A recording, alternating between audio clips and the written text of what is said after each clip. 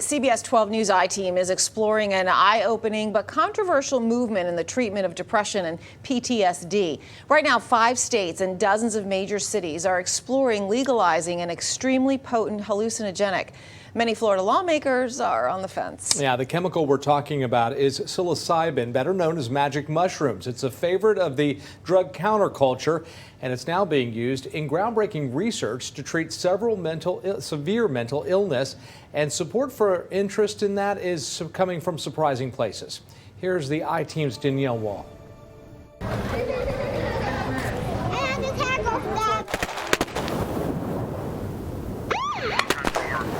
Do you think psychedelics would have a good impact on you in your life?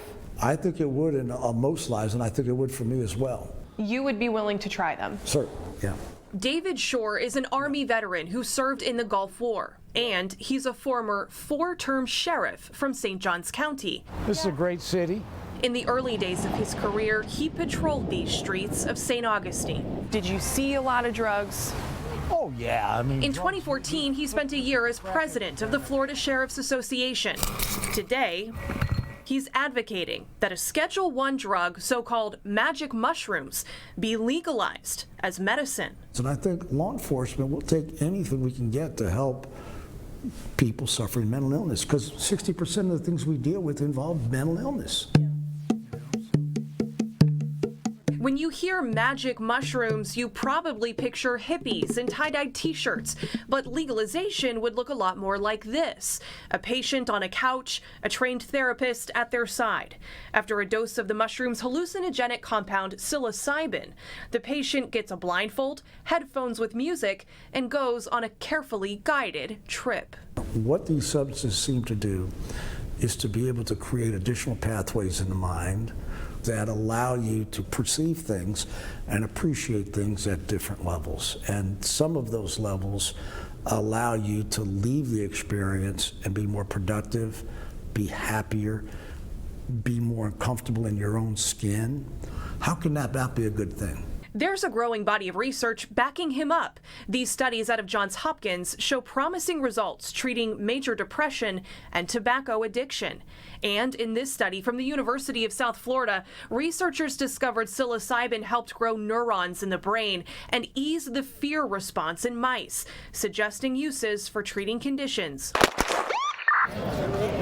like PTSD. Well, I've been through chemical war. I've done everything in there. Helicopter crash, just you name it. Sheriff Shore, who suffers from PTSD himself, wants to see Florida follow the state of Oregon and legalize controlled psilocybin therapy. I've had folks that I've worked with take their own life. Soldiers that I served with took their own life. And I've seen hundreds of folks over the years, thousands of folks that I think would have benefited from this. We have an opportunity to be ahead of the game, especially with our veteran community. State Representative Mike Grieco from Miami Beach introduced a bill last session to establish psilocybin therapy in Florida. The proposal never made it to committee, but it started a bipartisan conversation that Grieco says should move the bill forward next year. Florida's legislature is conservative. Does this stand a chance? So Florida's legislature is conservative when it comes to partisan politics, but what it's not conservative about is about helping people. And I can tell you that it is a nonpartisan issue when it comes to the treatment of those who need it, including our veterans. How confident are you that in the near future we will see magic mushrooms become the new medical marijuana? So I'm actually more confident about this type of legislation and this type of therapy than I am about medical marijuana. This is about science, this is about treatment, this is about helping people. Have you taken mushrooms? Yes.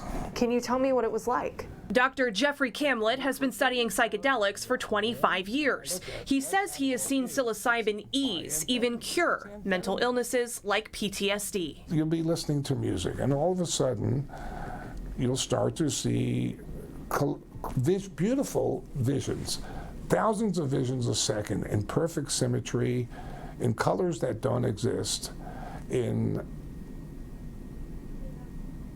it's incredibly beautiful. But how does that experience, going there, how does that help you with PTSD? So we believe there are certain receptor sites in the brain that get damaged by these traumas.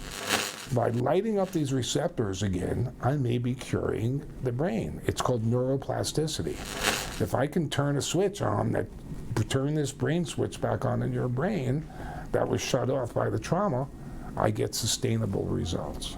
One single flood dose of psilocybin is like getting 10 years of perfect psychoanalysis done in one day. From his office in Miami, where he treats patients with another drug, better known for its illicit use, ketamine or Special K, Dr. Camlett wishes he had the option to use psilocybin in the same way. He believes it would help achieve significant results with one treatment a month for about 3 months.